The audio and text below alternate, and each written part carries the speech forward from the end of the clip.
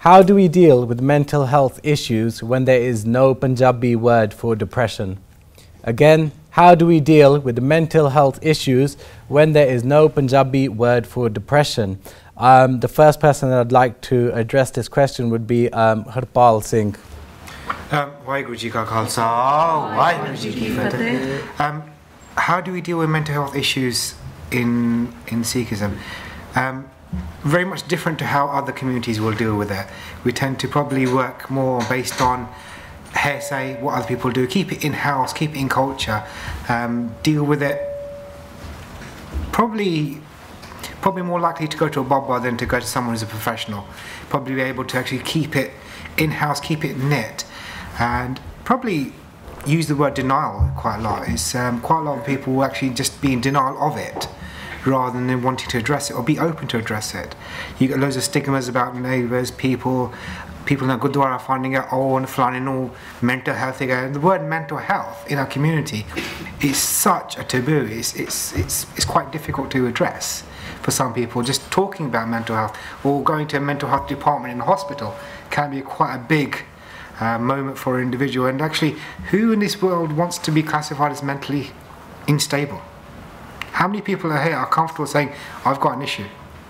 Whereas stats prove 90% of people living in London have a mental issue that is either resolved or ongoing individually. So 90% of the people in this room will have suffered some sort of mental issue or suffering a mental issue going forward, but it will probably not be addressed. So Vijay, with that in mind, how do we actually bring forward the discussion about mental health issues when, as I mentioned, there's no Punjabi word for depression, and there's it's basically considered that this is something that is rarely addressed within the Punjabi community. So how do we bring that discussion forward within Sikh spheres? It's alright, even my family, people could refer to me as the Pagal, the doctor, and doctor who works with Pagal.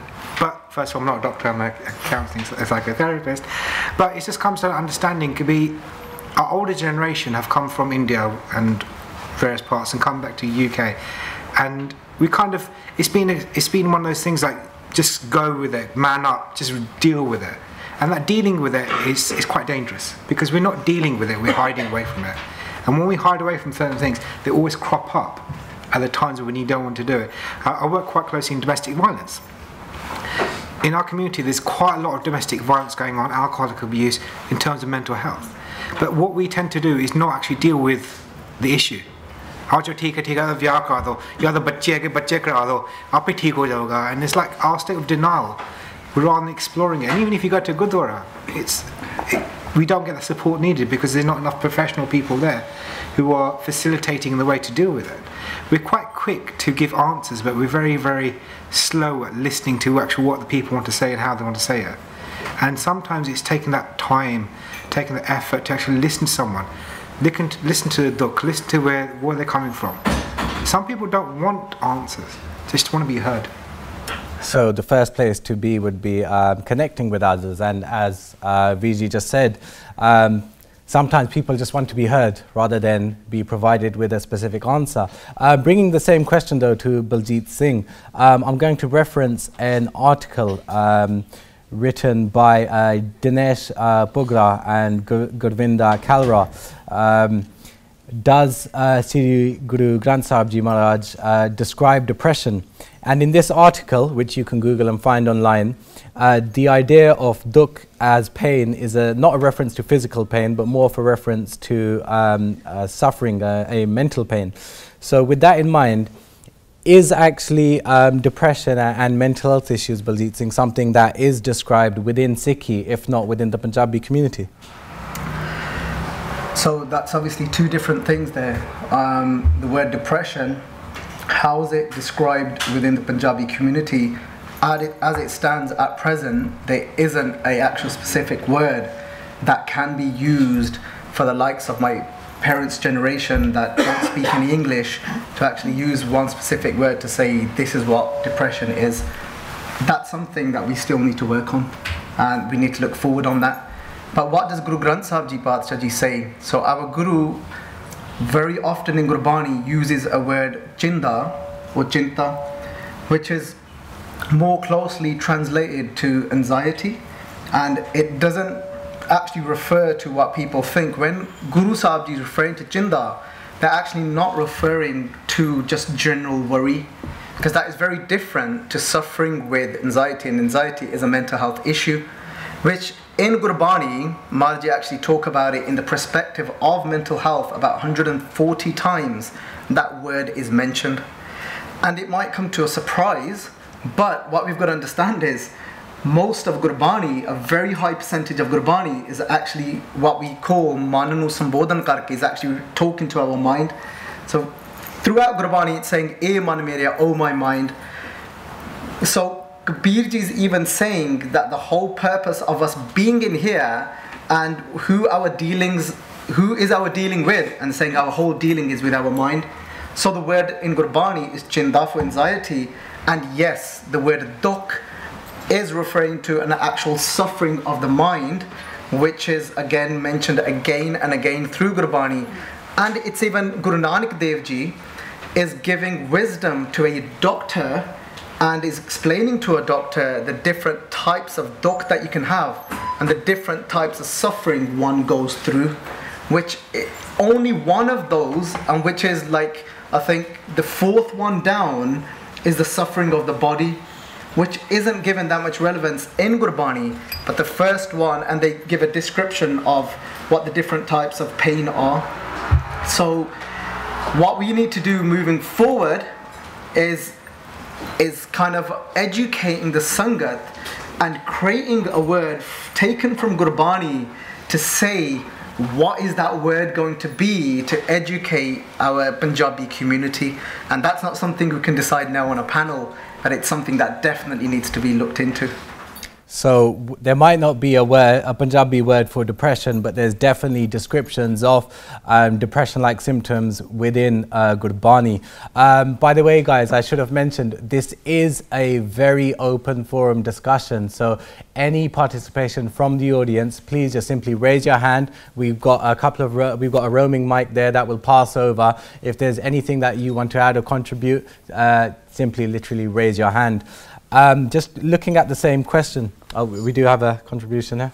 Having spoken to many psychiatrists and whatnot, and many therapists and whatnot, I appreciate and understand there's a massive difference between being diagnosed with a mental health disorder, illness, and worry, too much worrying, too much low mood, low sort of feeling, going through a difficult patch, stuff like that. You can't. To me, I cannot, and I don't think the psychiatrists and therapists that I've met regard that as mental health. That is just having a low mood or going through a difficult patch, you know, which people will deal with as time goes on. You know, so say sort of that everyone sort of suffered sort of some sort of mental health problem in their time, you know, is a bit too much. And I think it allows everyone to believe that, you know, mental health is something, oh, we're all gonna, you know, which to me in the Punjabi word is sadai. That is the word that is used in Punjabi for people who actually sort of like go down that road where they're going a bit loopy or whatever, or they don't sort of feel and they can't find it. The word is sadai, not pagal. Pagal is hardly ever used in Punjab, to be honest. But sadai is the main word that people use. And it's just, to me, there is a massive difference. And the thing is, the Western culture is learning between the differences between the two. But I appreciate at this moment in time we're looking at what we're going to do with the Sikh community and get out of that focus where everyone's going to be called a Sadai. Yeah, do you mind if I take that? Yeah. Yeah, you're right. You're really right there. In mental health, we use this lingo to basically classify a group of symptoms.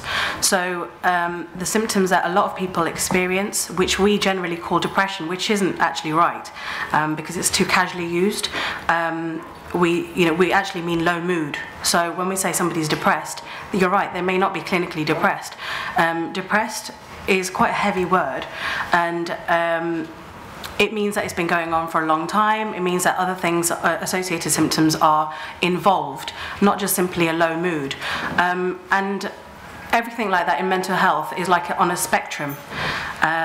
So I guess the closest that I kind of hear people say in mental health is that mera dil udas hega, मैं थोड़ी जी उदास हैगी हैं, मैं दुखी हैगी हैं, those kind of things. That's the closest that you get. But then do I call that depression? No. I don't know. No. So there are other things that we have to take into account to call it depression, and we have to be very careful about that because our culture is using these terms really, really casually now, to the point where everybody's got an issue: depression, anxiety, schizophrenia, he's a bit schiz, you know, those kind of things, which isn't politically correct.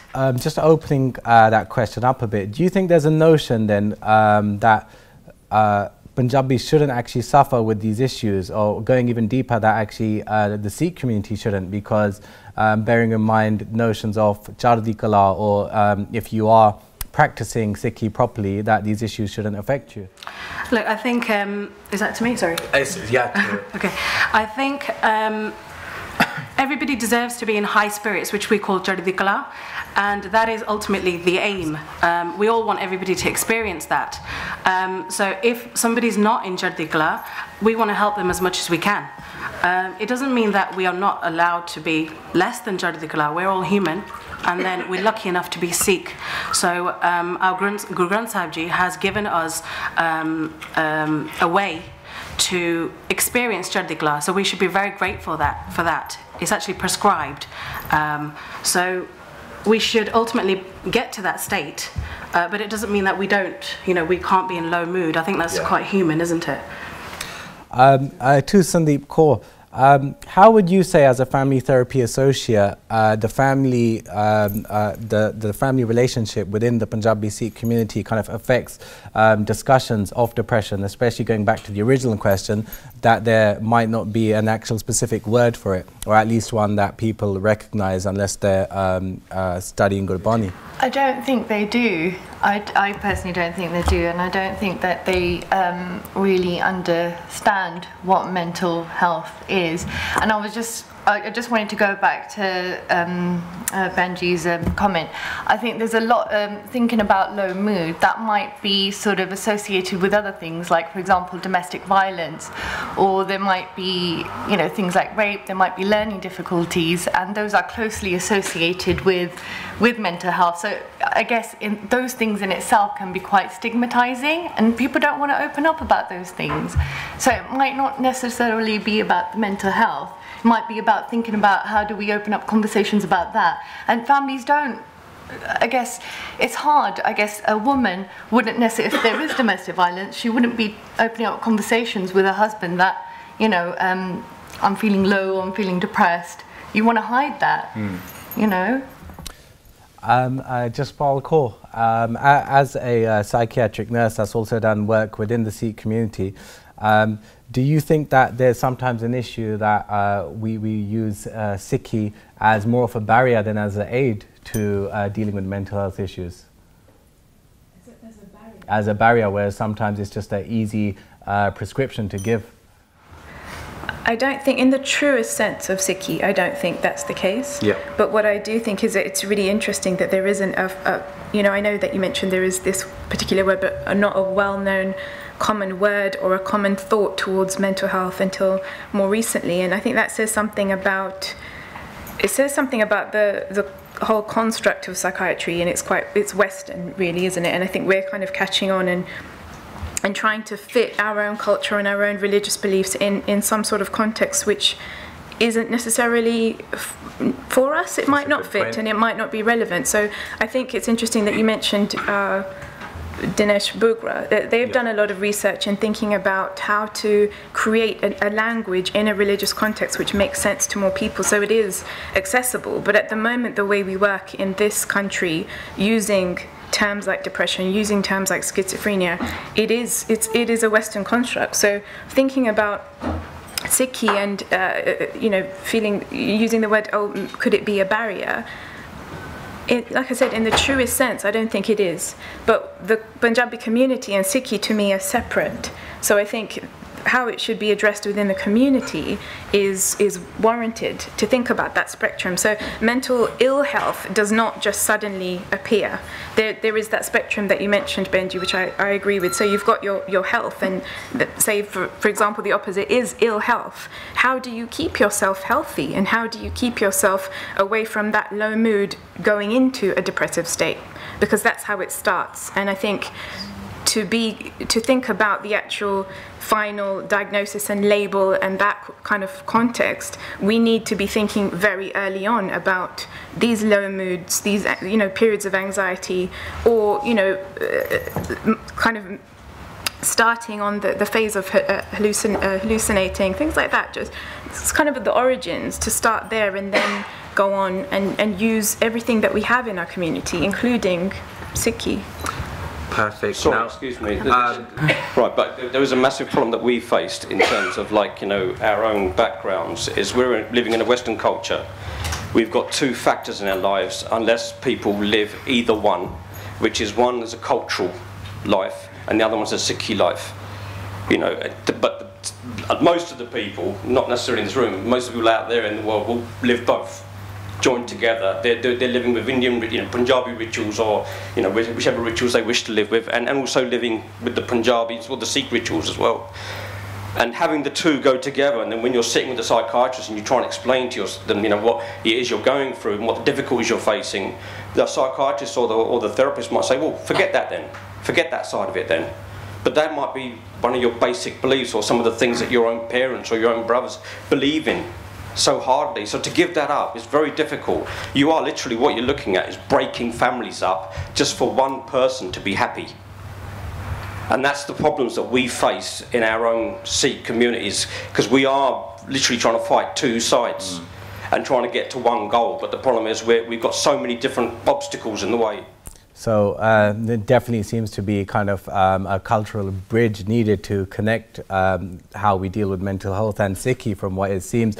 Just before we move on to the next question, I was actually going to ask you, Gurjan Singh, sorry, we'll come to questions in the audience. Please pass the mic upon ours so we can get to the panel first.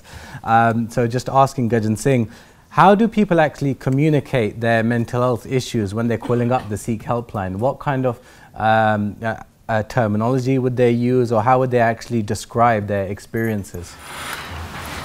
The short answer is they don't really. oh wow. What would often happen is, so just to lay down sort of the foundation and the structure of the Sikh Helpline. So Sikh Helpline was set up a number of years ago in the Midlands by Gyani Sukha Singh, very involved with youth organisations and youth camps, and then they found out that there's a much needed support, there's a need for a support network outside of the Gurdwara demographic, and a little bit more private and personal help that a lot of people need. So what would happen is someone would ring the central phone number, and that person would say, okay, which area are you living in? And then that would get allocated to whoever's the lead for that particular area. So London, Bradford, Birmingham is about as far as we are so far. And then we have a conversation with them. So we'd call up and say, what's on your mind? We take down notes. A lot of the time it's either getting them to open up, or it just generally comes gushing out what the root of the problem, what they think the root of the problem is, and then you kind of have to have a few conversations with them just to in a lot of the medical industry you have what's called like eliciting history and symptoms. Find out what's gone on before, find out what's happening now, and that tells you a big way what you're going to do going forward. And it's a lot of the time there's this common themes of denial, of brushing things under the carpet, shame. There's a very interesting point that our Baisab here raised, which was the language we use. Now, all of my life, the term Sadai to me has always meant idiot. Yeah? And quite often we misuse certain words. Sorry, just very quickly, how many people agree with that? That when they've heard the term Sadai previously, that it hasn't meant what has been described here and is more close to idiot. So we've got, pretty much the majority of the room there. This is really interesting. Sorry, carry on. And that tells us about our general backgrounds and how common certain things would be. So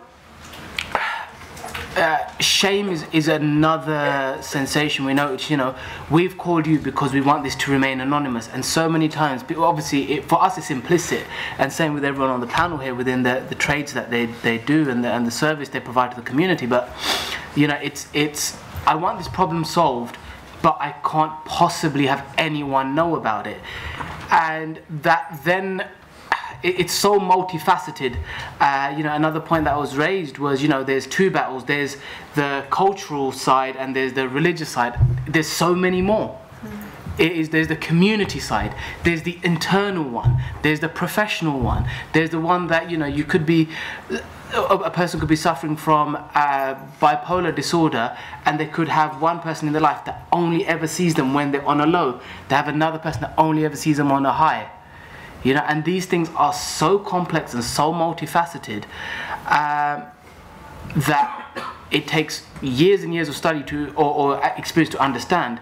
But a person who's maybe not very well educated, not got a good way with words, their life is, I wake up, I get the kids ready, I get my husband's food ready, I clean the house, I make roti, and I am sad and I don't know why, because I'm doing everything I thought I was supposed to do, and I don't understand why my husband beats me and why my daughter got raped. I don't understand.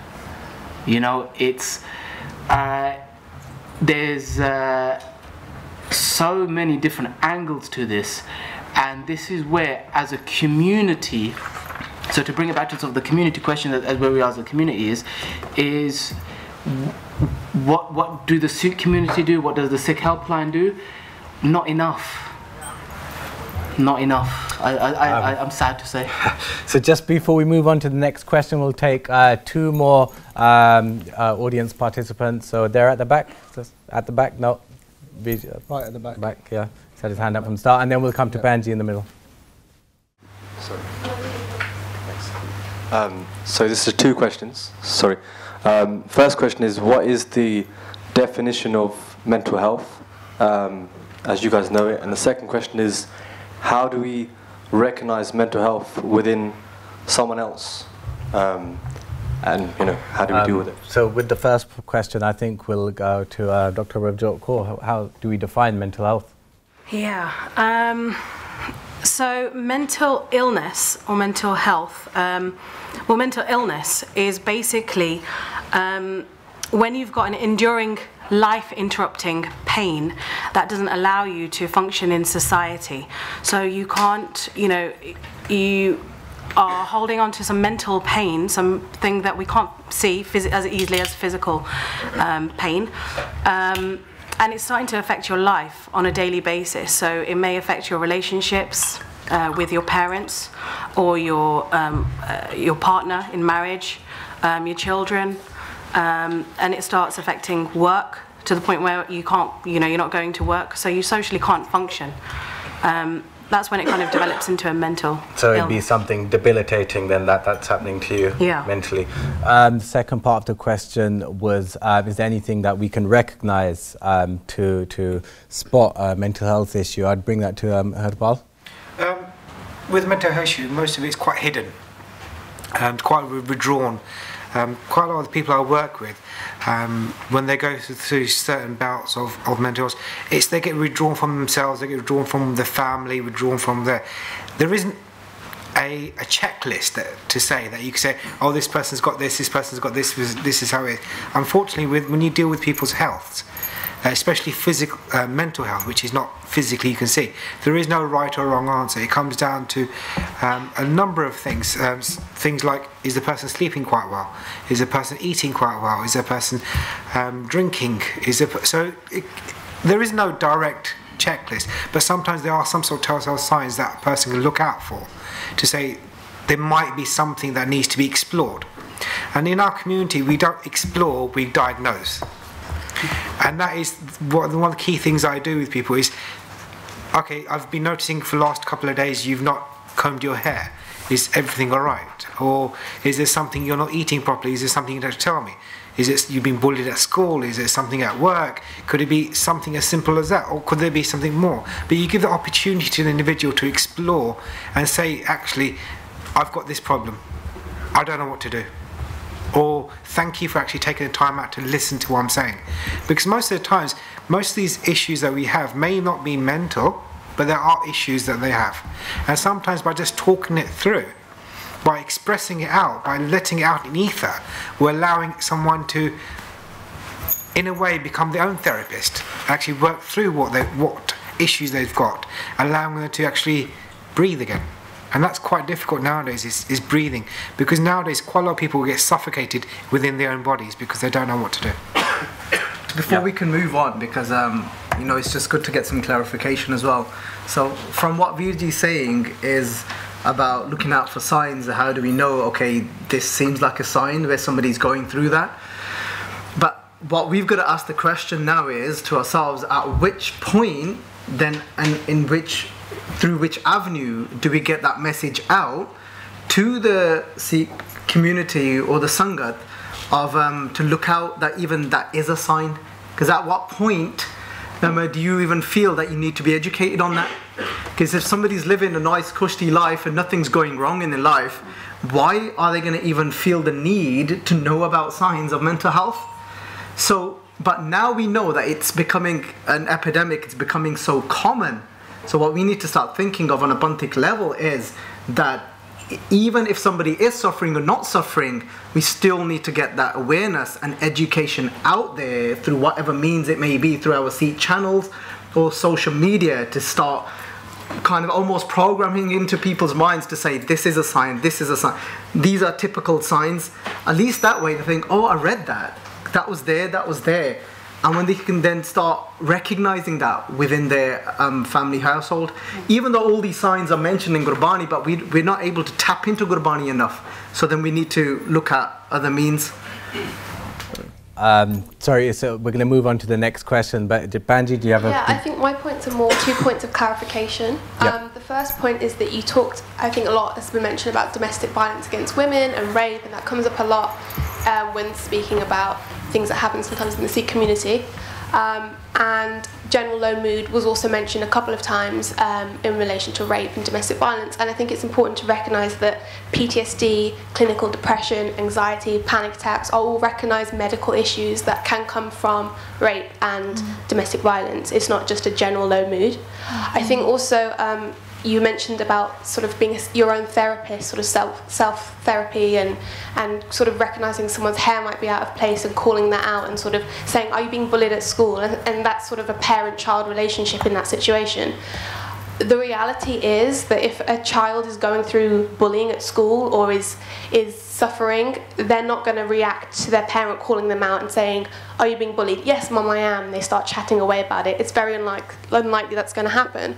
I think what's really important in Sikh families and the communities is that parents are open and keep an open dialogue throughout the child's upbringing, not just when they see some hair out of place or whatever, you know. I think what's really important is recognising that parents aren't therapists and they can't always step in and help, and they need to recognise that just as you would go to a doctor for your body, you know, an optician for your eyes, going to counselling for children and their mind is a really important thing, and to recognise when an expert has to step in.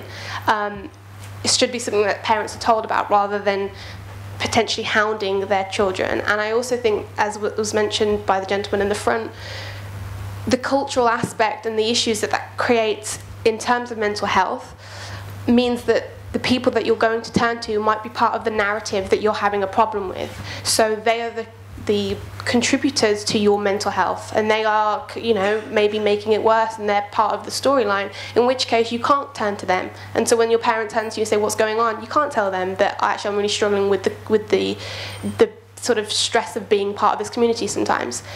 And parents don't necessarily recognise that, especially if they're older generations. So I think these are sorts of things, I don't know if anyone in the room has ever had this with their kids, or if, you know, younger people have had this with people that they would usually turn to, but they can't because, like I said, they're part of the narrative. These are just points. We're going to get to a question about what the Sikh community can do more of in order to facilitate those discussions, but just trying to get quite a few topics covered with this. We're going to